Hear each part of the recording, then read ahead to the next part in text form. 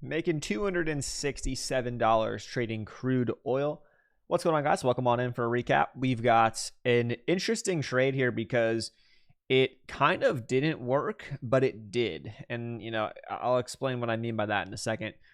So we shorted crude oil. We paid, this is where like on the broker, on this prop firm platform, whatever, swap fees kind of eat into the profits because I held this trade for, I got in about 22 hours. So it was an overnight. Didn't necessarily intend for it to be overnight, but it never broke my stop, never hit my stop or my take profit. So I was like, it's still valid technically. So I just left it alone. And I kind of got lucky and it ended up working out when the momentum initially wasn't enough to follow through and give us what we were looking for initially, but we eventually got it without hitting our stop loss. So, it's not like I changed my stop loss. I don't do that. I didn't, take on more risk than I needed to. Did I take on more risk by holding overnight? Not really, because when you're trading crude oil, there's only like a 1 hour period where there's like the maintenance period. So you only have to worry about 1 hour of a potential gap up or gap down, which really is not a big deal. And it happens like 5 o'clock to 6 o'clock Eastern time anyway. So it's not that big of a deal. And it trades consistently overnight. So I'm like, oh, it's either going to hit my stop or take profit. I'm going to lose what I thought I was going to lose, or I'm going to make what I thought I was going to make, essentially. Could have lost, a bit more than maybe I wanted to because of the swap fees if it had gone the other way. So not that was a big deal, but, ate into the profits a little bit by, taking in $27 off the top. But that's kind of part of the game. If I didn't hold it overnight, then I wouldn't have paid this much in fees, so something to think about. But it was a bear flag on the 5-minute time frame, so let's dive into it. And really what I'm looking at is I'm looking at crude futures and I'm saying to myself, okay, do we have a setup that I can play?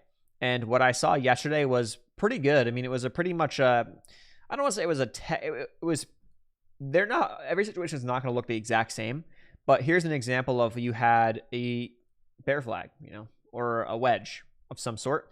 I technically drew my line at the low of day. So I actually got filled here.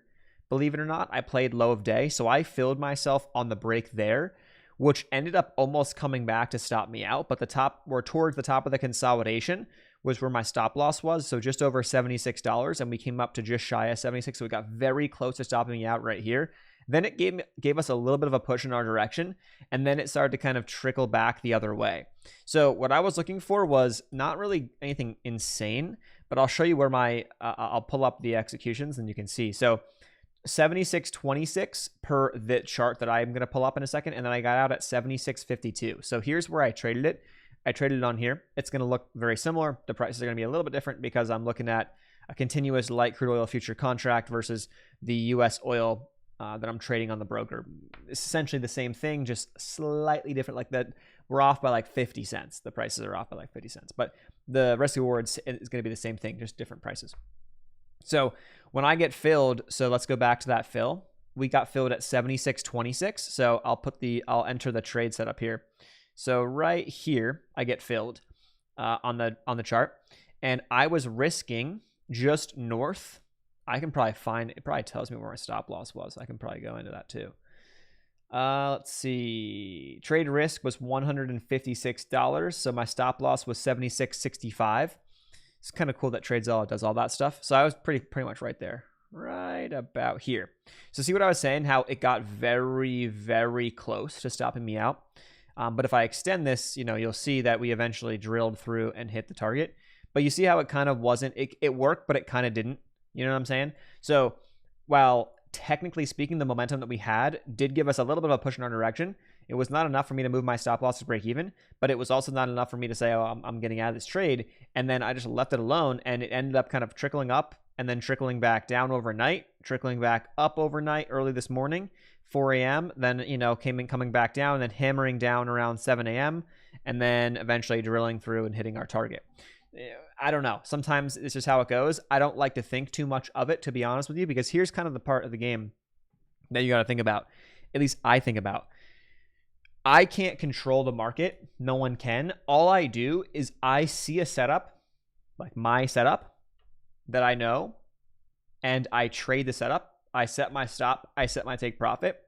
and over time, I will make adjustments. So what I find is that if the trade goes more than halfway to my take profit, I move my stop to break even because I was right.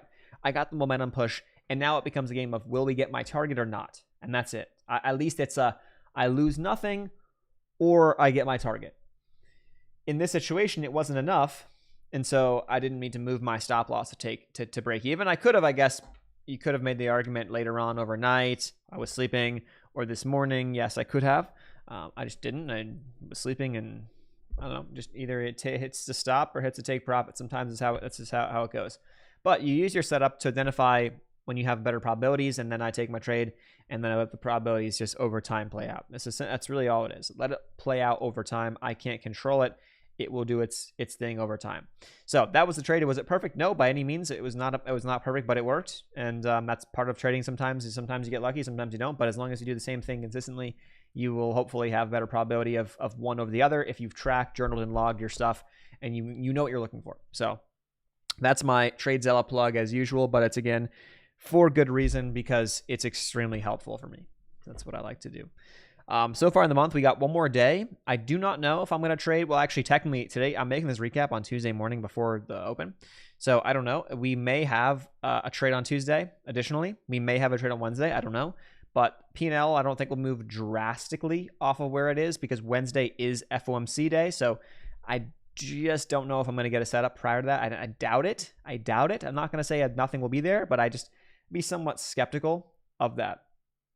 So something to think about, but we shall see. Hope that was helpful. I'll leave links to TradeZella down below, and I'll see you guys in the next one. Peace.